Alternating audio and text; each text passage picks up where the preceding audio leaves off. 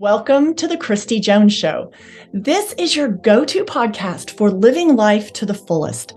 I am a life and empowerment coach, speaker, and business owner in multifamily real estate. I am a woman passionate about helping others build a life that they truly desire. We'll talk about how to make the most out of every day, from setting meaningful goals to embracing the present moment. So join us as we explore the depths of living a life that is full of joy, purpose, and satisfaction. Well, hello and welcome to the Christy Jones Show, where I like to keep it real, keep it spicy, and really share all the things to help you live your life to the fullest. So here's what's going down today. I am talking about pity parties. Actually, about no pity parties are allowed. You know, we're going to trade pity parties for proactive problem solving and really an opportunity for personal growth. So that's what we're talking about today. You may not be a pity party person, but maybe you have a friend, a family member, something like that that is. And so this episode's going to benefit you as well. Also, might be something that you want to say, hey, you should give this a listen. Share it with a friend, share it with a family member. You're not trying to point out that they're on the pity party train, but it's helpful for everyone. So you can start that conversation however you see fit. But anyways, that is what I'm going to be talking about today. So no pity parties are allowed. So that is really what I want to give you is about 3 or 4 takeaways from this.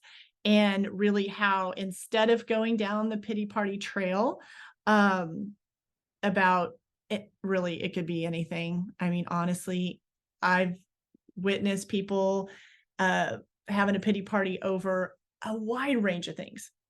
Even there's been times myself, like I just wanted to still feel sorry for myself. Right? Have you ever found yourself in that? And then finally you just kick yourself in the butt and you're like, let's go. This is not productive. Come on. Okay. Maybe you can hang out there for 2 minutes, 4 minutes, 5 minutes, but I highly recommend that you don't live in that space of the pity party mentality. But I am going to share with you 3 or 4 takeaways in this area of no pity parties are allowed, and give you some actual tools and give you some kind of some food for thought, some things to think about when it comes to that whole pity party business. So we're going to trade the pity part. That's actually a tongue twister. We're going to trade the pity parties for proactive problem solving and an opportunity for personal growth. So let's just pause for a minute. And obviously people get real defensive when I bring this up. Rightfully so. Nobody wants to say, oh yeah, I live on the pity party train. Like nobody's wearing that t-shirt, right? Even if they really are on the pity party train, they're not advertising it. They're just, you hear about it. So it's normal to be a little bit defensive and like, no, that's not me. Or someone hears this and they're like, I'm not listening to that. So I don't need to explain what that is. You obviously know what I'm talking about when I talk about, someone that's going to hang out in the space of throwing a pity party for themselves. But generally it's when, you're in a tough season, maybe or just a hard experience. It doesn't have to be like this whole long season. It might just be for the day, for the moment, for the month. Or it might be a season. It might be just this really rough season where like all these things kind of keep snowballing and happening, right? And so it's sometimes it's not the place you want to go. You don't want to get join the pity party, right? But sometimes people find themselves hanging out there. They get stuck there, right? Nobody like intentionally goes there. Nobody's like, hey, I want to sign up. I want to go to the pity party. Like that's not happening, but people get stuck in that place. And so what we want to do is bring some awareness to that. And then if we are in that place, we want to find our way out of that place. And so truly we want to move from like the poor me syndrome, or just kind of rehashing the problem, or rehashing the hard season, rehashing the setback, whatever it might be. But we want to move more into problem solving mode and get more. And by doing that, you're going to like spark up your personal growth. You're going to rise up. You're going to grow, because you can't go through a hard season and miss the great opportunity to actually have growth. I really believe that when hard seasons come up, number one, we get to pull upon our resilience. We get to pull upon, where all the personal growth that we've already like experienced and gone through, and what we can kind of our resources that we can pull upon. But I just really believe that. I think that the hard seasons, just when we don't want to be complacent. Sometimes when a hard season comes up, maybe we've gotten too complacent. Maybe we've been too complacent in our mindset. So I think those things come up, and it can spark that resilience in us, and it can also bring forward our level of personal growth and give us an opportunity to go even deeper, to learn even more, to become more, to learn more about ourselves, to expand our mind, to learn other skills. So that's how I look at hard seasons or hard circumstances, hard events, things that are uncomfortable, things that are painful. So let me start out, before I give you these 3 or 4 little nuggets of information. Before I do that, let me pause and say that I am not saying that a hard season isn't a time to ignore your feelings, to ignore how it makes you feel. I definitely think that it's very wise to tap in to how you're feeling, how it makes you feel. It is perfectly fine to feel frustrated, to feel sad, to feel scared, to feel unsure. Like, all of those things are completely fine. And actually really healthy if you acknowledge that. Like, acknowledge that to yourself. Like, I am feeling, unsure. I'm feeling really sad about this. I'm feeling, even if you have to say, I'm feeling sorry for myself in the given moment. And that's okay. But the thing is then we can acknowledge it. You don't want to ignore how you're feeling. But then what we want to do is we want to move into the doing, not just the pity party phase, not just the sad. And I'm not saying if you feel sad, you're having a pity party, but if you hang out in that space too much, if you hang out in focusing on the problem too much, then it's really easy to end up in that camp. Does that make sense? So what I want to do is kind of kickstart the conversation about how to avoid going in that direction, so that when you find yourself in this place, or with, a friend, whoever that might be kind of hanging out at the pity party, ways that you can kind of move forward through that, because you want to leave that party. Okay. That's not the party you want to hang out at. So we're going to say bye-bye to the pity party hats. So you're going to take that hat off. First of all, we have to let go if you are in that space, quickly have to let go of the victim mindset. You have to really take charge of your emotions and your actions. And some people are more susceptible to kind of fall into the victim mindset than others.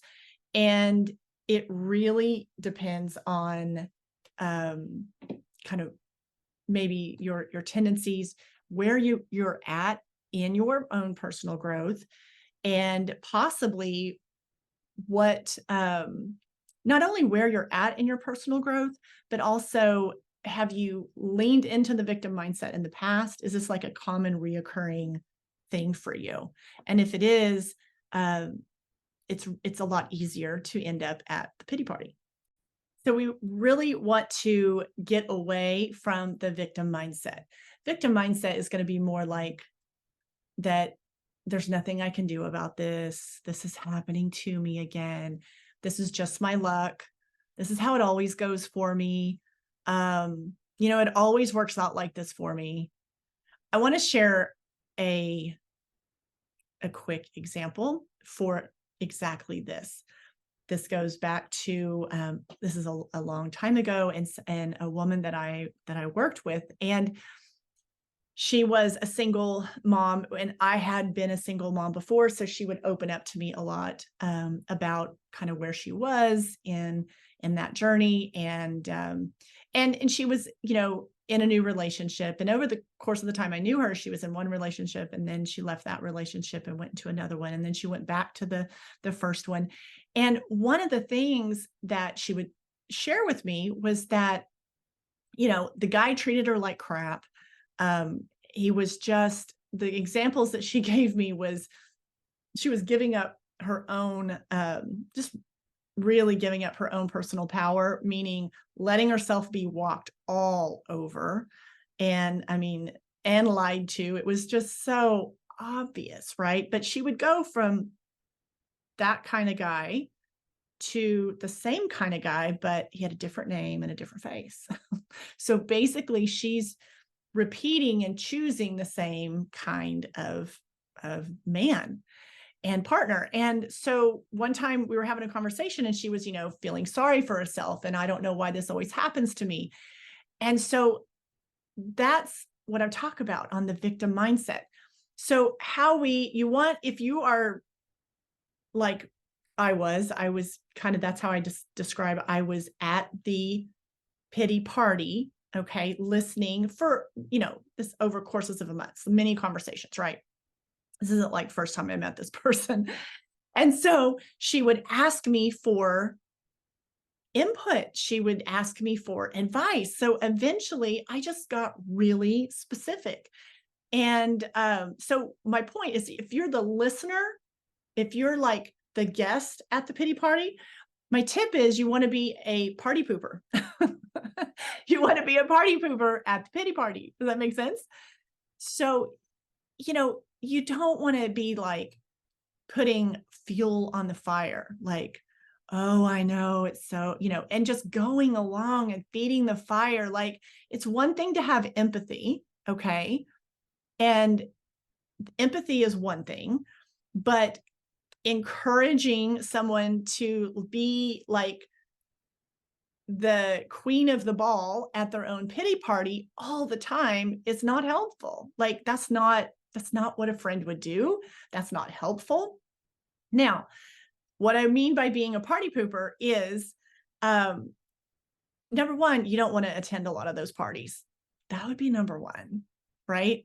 Do not RSVP to the pity party, number one. If you find yourself at the pity party, though, and you notice that pattern, and they've got that whole victim mindset. And go back to the example I just gave you of, she was like, I don't know, it's, I just don't have any luck, and I always end up with this kind of guy. Here's the thing. So we got to ditch the victim mentality on this particular scenario that I'm giving you. And then we need to turn the camera inward. We need to look in the mirror. That is so hard to do, right? We have to look in the mirror, and we have to be like, all right, so of these scenarios and of the commonalities that these two, the past two boyfriends that I've had or whatever, why are they both alike? Why am I getting the same type of person? Well, and so this is the conversation that I started having with her, because she was asking me.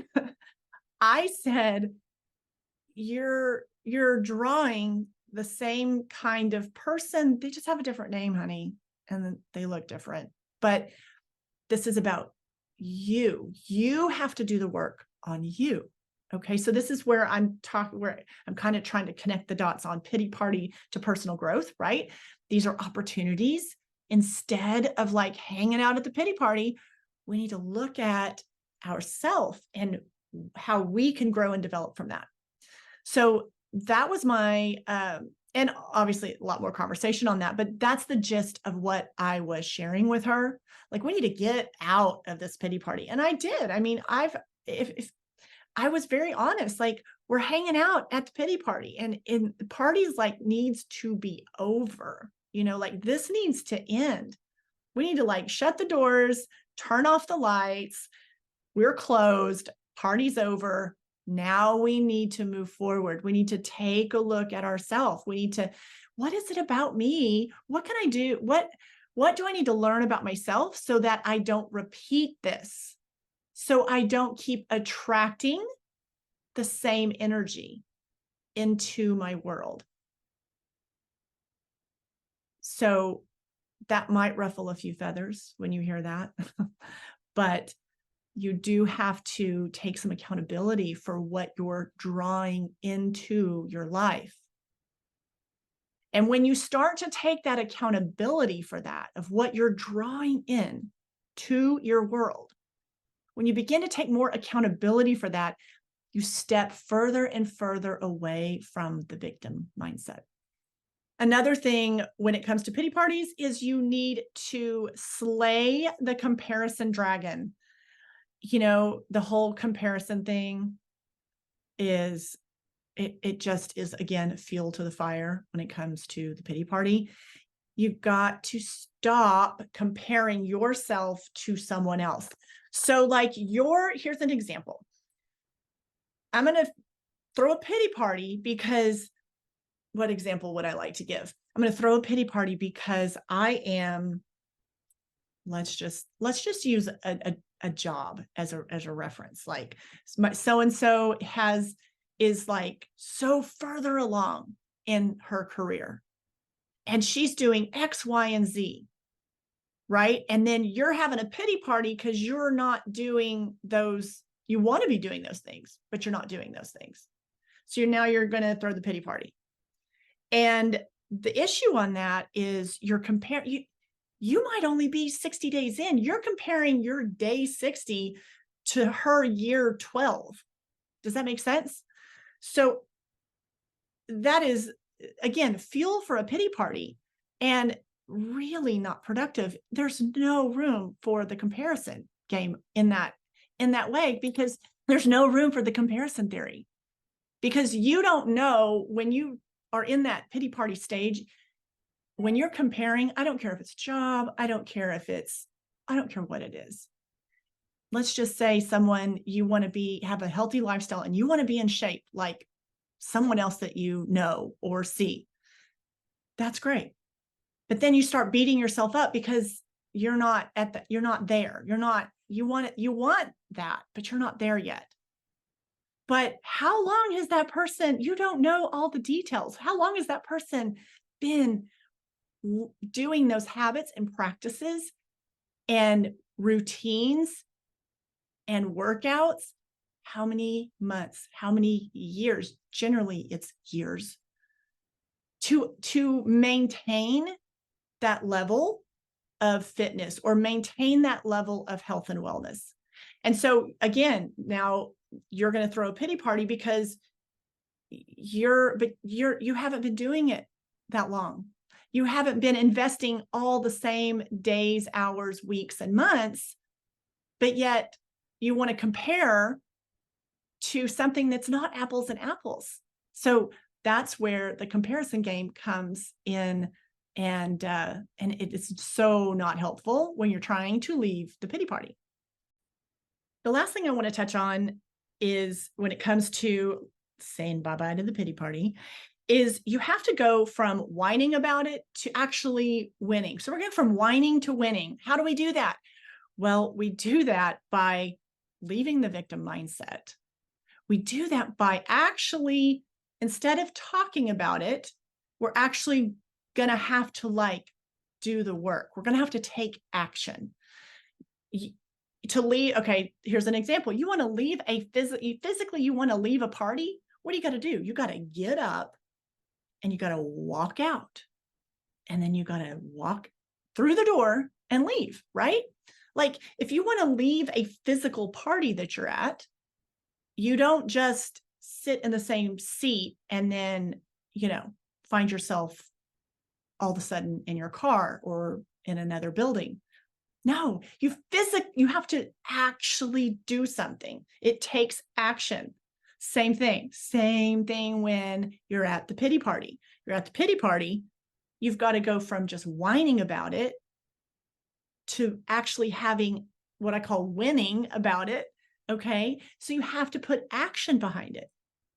You've got to actually turn the mirror and look at yourself.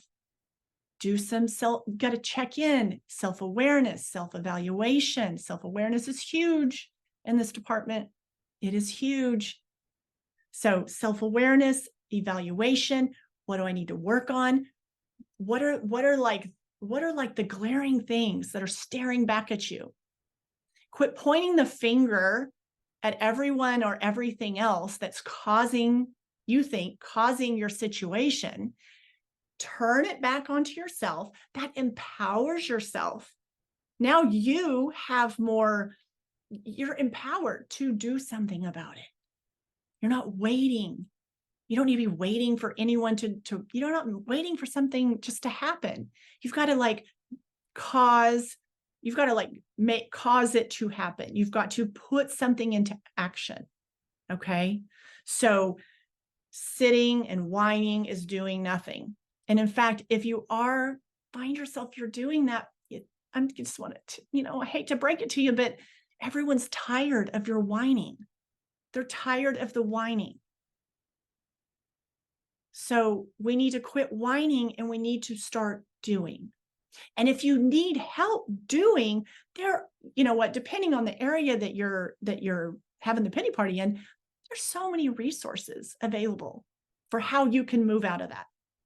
So maybe the conversation that you're having with your friend is, if you can't think of any, do you have any ideas? Do you have any thoughts on maybe who I could go talk to? Who maybe you need a coach? Maybe I don't know. You need to start brainstorming some ideas. Maybe that's the conversation you have with your friend instead of just telling them how bad it is again on day 32. And they got worn out on day 15. Okay. Unless they're having their own pity party, because birds of a feather flock together. So, but you've got to seek some answers, seek some resources, figure out ways to take action. And we have so many resources at our fingertips now. I mean, hello, Google. I mean, I use Google all the time when I'm, looking for something, shopping for something, looking for even a definition of something, right? We have so many resources at our fingertips. So we truly don't have a lot of excuses on why we hang out at the pity party all the time. So I hope that this is at least sparked, maybe raised your eyebrow a little bit, maybe I am at a pity party and I don't realize I'm at the pity party.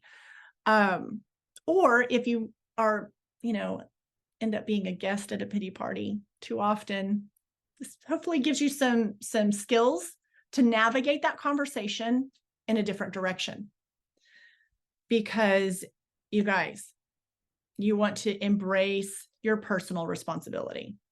Okay. Blaming everyone and everything for things that aren't just peachy in your life. I mean, we can't play the blame game. We have to look at ourselves. That's where, and I say this often, if you know me outside of the podcast, you definitely know that comes out of my mouth probably way too often. But for our choices, there are consequences. Good. I mean, we can have positive consequences, right? But when we're making choices that maybe not right now today, but maybe down the road, we know that that's not going to have the outcome that we are hoping for, but we continue and we continue and we continue, right? So you're smart. You are so smart. You know, if you have a practice, a habit, a routine, a mindset right now that is not serving you well or won't serve you well in the future, your gut knows it. 9 times out of 10, deep down inside, when everything's quiet and still and nothing's distracting you or numbing you out, you know. So you know that if you're doing something that isn't going to have the consequence that you don't want to face the music on that someday, then this is the opportunity to change that. All right. That's the great news. You are in the driver's seat to make the changes that you want to make or potentially need to make so that you can have the outcome that you really want. So choices, consequences, they're real. It's there. Can't put our head in the sand, act like, we didn't know. Most of the time we know. Most of the time we know. And when we know better, we should do better, right? So let's toss the pity party hats away in the trash. No time for it. Gotta go. If you end up at a pity party, find a way gracefully to exit, to go home, to leave that pity party. And like I said, I hope this kind of brought some awareness to that, because life is short. We don't have time to be hanging out at some lame pity party. All right.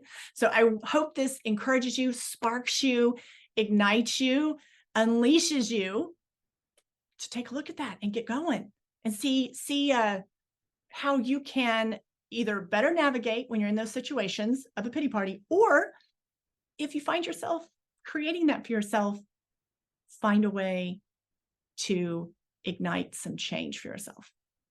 All right. Thank you so much for joining and being here today. I love connecting with you here on the podcast. Thank you so much for the support.